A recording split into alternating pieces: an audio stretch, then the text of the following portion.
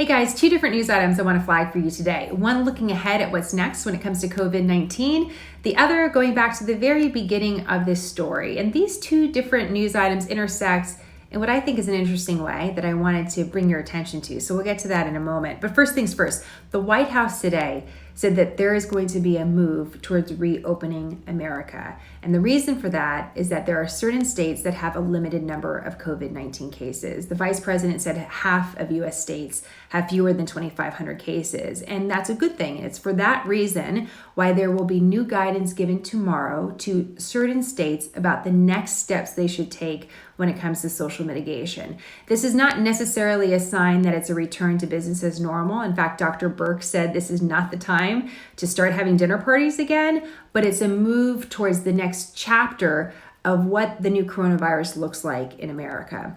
In the meantime, the World Health Organization held a briefing this morning, and one of the doctors was talking about how the World Health Organization first heard about COVID-19.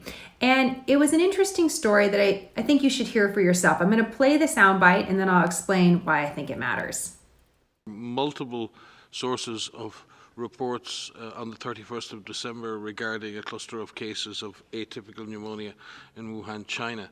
In fact, they emanated from a press release or a publication on the website of the Wuhan Health Authority.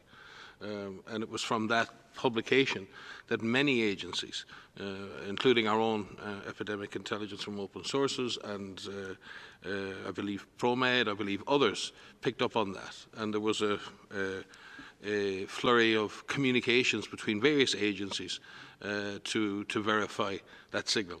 It was WHO then who moved to formally verify that signal through our country office with the government authorities in China. So let's take a step back. Wuhan is a huge city. It's bigger than New York City. So what Dr. Ryan is describing is a local health department putting out a release about a mysterious new illness, but not the central government. So this idea that China proactively alerted the World Health Organization about COVID-19 initially doesn't appear to be the case, at least according to that description by Dr. Ryan. Why does all of this matter? The reason why I want to point this out is we still don't know the origin of COVID-19. So as we're looking ahead to what's next and how we are going to live in this new world with this new virus, I don't want us to lose sight of the fact that we're missing some key parts of the story, including where COVID-19 came from. We've all heard the different theories. We've heard that it came from a bat. We've heard that it came from a wild animal seafood market in Wuhan, or that potentially it was intentionally or accidentally released from this research facility in Wuhan. The bottom line is we still don't know the origin. And in fact, we never found the origin for the first SARS outbreak. The theory from health officials is that it came from a bat, but we never found the bat.